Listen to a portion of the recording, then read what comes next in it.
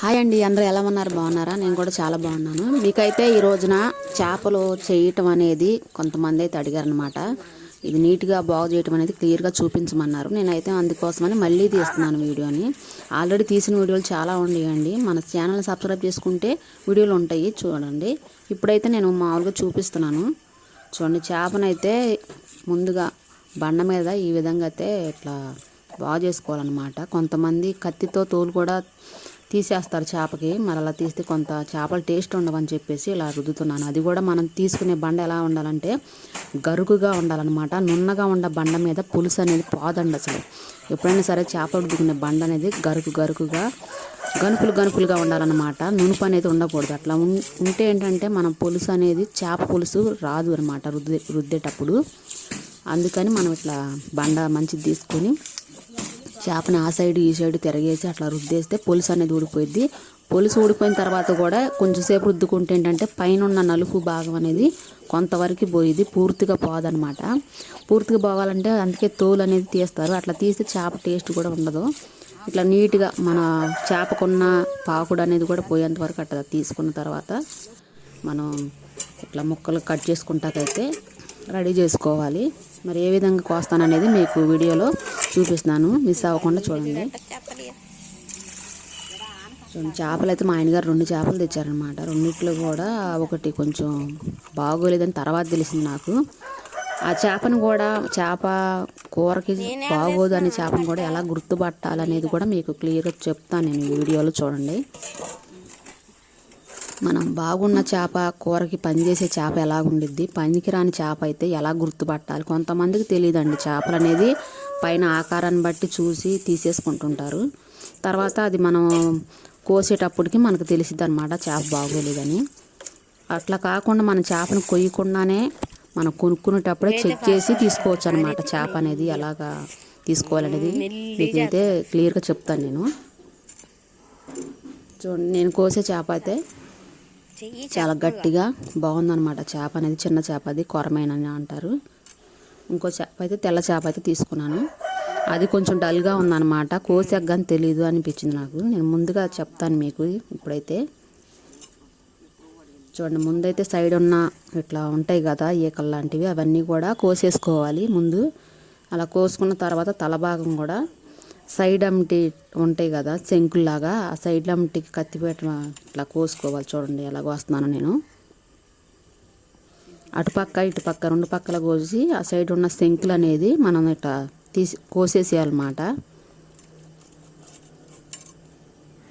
చూడండి, అలా వేస్ట్ది ఇట్లా పక్కన పడేసుకొని మరి నోట్లో ఉన్న పొళ్ళు కూడా తీయాలండి. చూడండి నేను ఎలా తీస్తున్నాను, చూసారు కదా. అట్లా పొళ్ళు అనేది తీసుకోవాలి. కొంతమందికి తెలియక నోట్లోనే ఉంచేసి అట్లా కూరలు వేసుకుంటారు. కొంతమందికి తెలియదండి బాగు చేయటం అనేది. అందుకే బయట డబ్బులు పెట్టి మరీ బాగు చేయించుకుంటూ ఉంటారు. మనం ఇంట్లో తప్పనిసరి చేసుకోవాలంటే మాత్రం ఇలా చూసి కథ నేర్చుకుంటే మనకి ఈజీగా ఉండిద్ది అనమాట. అలా నోట్లోదంతా తీసేసిన తర్వాత తల భాగం నుంచి కొంచెం కండ వదిలిపెట్టి అట్లా కోసుకోవాలి. కొంతమంది చేప తలకని చాలామంది ఇష్టపడే వాళ్ళు ఉంటారు. అట్లా నీట్గా బాగు చేసుకుంటే మనం తింటాకి బాగుండిద్ది అనమాట. చూడండి, అట్లా కూరకి సరిపడా ముక్కలు అయితే కట్ చేసుకోవాలి. మరీ మందంగా కట్ చేసుకుంటే ఉప్పు కారం పట్టాలి కదండి. మనం తినేటప్పుడు సప్పగా ఉండిద్ది అనమాట ముక్క అనేది. అందుకని సరిపడా సైజుగా కోసుకోవాలి ముక్కలు. చూడండి, ఇప్పుడైతే ఈ చేపనైతే బాగు చేశాను. ఇప్పుడు పెద్ద చేపనైతే చూస్తున్నాను. చూడండి, అదైతే కొంచెం కూరకి పని చేయలేదు. మీకు అది ఎలాగనేది కూడా మీకు చూపిస్తాను నేను. ప్రస్తుతాన్ని కోసిన తర్వాత అయితే నాకు అనిపించింది దాన్ని కవర్లో పెట్టేసి చిన్న చేపను కోసాను కదా, అది ఎలాగా కడిగి నీట్గా కూరకి మనం ముక్కలను రెడీ చేసుకుంటాం అనేది మీకు ఇప్పుడు చూపిస్తాను. ఈ చేపనైతే ప్రస్తుతానికి అయితే పక్కన పెట్టేశాను. మీకు తర్వాత వీడియోలో అయితే చూపిస్తాను. ఇప్పుడు చూడండి, చేపని కవర్ కూడా పక్కనే పెట్టేసుకున్నాను అనమాట. ఇక అందులో ఒక్కసారి కవర్లోకి మనం తీసేసుకుంటే మళ్ళీ అవి కింద పడటం, ఈగలు రావటం చికాకు లేకుండా ఉండిద్ది. మనం ఇంట్లో చేసుకుంటాం కాబట్టి. అదే మార్కెట్లో అనుకోండి మొత్తం వాళ్ళే చూసుకుంటారు. మనం ఇంట్లో చేసుకునేటప్పుడు మాత్రం కొద్దిగా మన ఇల్లు కూడా శుభ్రంగా ఉండాలంటే మాత్రం అట్లా నీట్గా కవర్ పెట్టుకొని కవర్లో క్లీన్ చేసుకోవాలన్నమాట. చూడండి, చేపని కోసిన తర్వాత పొట్ట లోపల కొంచెం మేత ఉండిద్ది. మేత ఉండిద్ది కాబట్టి దానికి కొంచెం అంటుకొని ఉండిద్ది అనమాట పొట్టకి. ఆ పొర అనేది మనం గోటితో ఇట్లా తీసేయాలి శుభ్రంగా, పొట్ట లోపల ఏమీ లేకుండా నీట్గా అట్లా మనం చేత్తో అలా గీకేస్తే వచ్చేస్తుంది అనమాట, నీట్గా ఉండిద్ది అప్పుడు. అట్లా బాగు చేసుకోవాలి. ఎక్కడన్నా లోపల పేగులు ఎక్కడన్నా చిన్నగా ఆగిపోయినా దాన్ని కూడా క్లియర్ చేసుకోవచ్చు మనం. అట్లా నీట్గా చేసిన తర్వాత చూడండి ఇలా ముక్కలన్నీ తీసేసుకొని మరి ఉప్పు పసుపు రెండు కూడా వేసి అందులో చేపల్లో వేసి కలిపి అట్లా ఒక 10 నిమిషాలు అలా ఉంచేసిన తర్వాతే కలపాలండి. నీసు వాసన కొంచెం ఎక్కువగా ఉండకుండా కొంచెం తగ్గుతుంది అనమాట. చేపల కూర అంటే నీసు వాసన లేకుండా ఉండదు, అట్లని ఎక్కువగా లేకుండా కొంచెం తగ్గిద్ది అనమాట. మనం ఈ విధంగా ఇలా ఉప్పు పసుపు వేసి కొంచెం సేపు దాంట్లో ఒక 10 నిమిషాలు ఉంచేసి తర్వాత కడిగి ఉండే శుభ్రంగా అప్పుడు మనం కూరకి కలుపుకోవటానికి ముక్కలు రెడీ అయిపోయినట్టు అనమాట. చూడండి 2-3 సార్లు నీళ్లు పోసి ఈ విధంగా అయితే కడగాలి చేపలు. నీసు వాసన అనేది ఎక్కువగా ఉండదు. చూడండి ఈ విధంగా అయితే నేను అట్లా 10 నిమిషాలు పెట్టిన తర్వాత అయితే ఇప్పుడు చేప కూరకు పనికిరాని చేపనైతే మీకు గుర్తుపట్టడానికి అయితే చూపిస్తున్నాను. చూడండి ఈ చేప అనేది కోసిన తర్వాత అయితే నేను చూశాను. అది మనం తీసుకునే ముందు కొనుక్కునే ముందు ఎక్కడైనా చూడండి ఇట్లా శంకులు అనేది పైకి లేపి లోపల చూస్తే ఎరుపు రంగులో ఉంటే మాత్రం చేప హెల్తీగా బతుకున్నట్టు అనమాట. మనకి కూర ఉన్నా కూడా టేస్ట్ అనేది సూపర్గా ఉండిద్ది.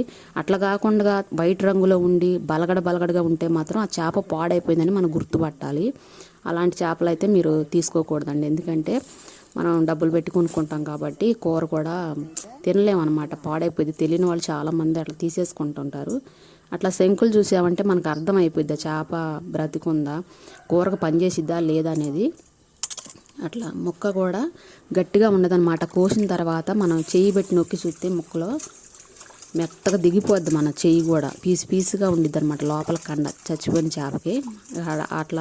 అలాగున్న చేపని మనం అస్సలు చేయకూడదు, కూర తినకూడదు కూడా. అది పూర్తిగా పాడైపోయినట్టు అనమాట. ఆ చేపను అలా గుర్తుపట్టాలి చనిపోయిన చేపనైతే. కొన్ని చనిపోయిన వెంటనే చేసుకుంటే కూర బాగానే ఉండిద్ది, లేట్ అయినప్పుడు మన చేపని గట్ట పాడైపోద్ది అనమాట. మనం బాగున్న చేపలు అయితే మనం చేసిన తర్వాత కూడా గట్టిగా ఉంటాయి ముక్కలు అనేవి, అవి అయితే చాలా కూరకి పనికి వస్తాయి అన్నమాట. ఓకేనండి, మరి నేనైతే నాకు వచ్చిన విధంగా అయితే నేను మీకు చెప్పడానికి చాలా ప్రయత్నం చేశాను. మరి చేప కూరకి ఎలాగా మనం బాగు చేసుకుంటాం అనేది చూపించాను. అలాగే మంచి చేపలు కొనుక్కునేటప్పుడు మనం ఎలా జాగ్రత్తలు తీసుకోవాలనేది కూడా మీకు చెప్పాను. ఈ వీడియో నచ్చితే లైక్ చేయండి, షేర్ చేయండి, సబ్స్క్రైబ్ చేసుకోండి, మా వీడియోలకు సపోర్ట్ చేయండి. ఓకే అండి, మళ్ళీ వీడియోలో కలుద్దాం. అంతవరకు బాయ్ అండి.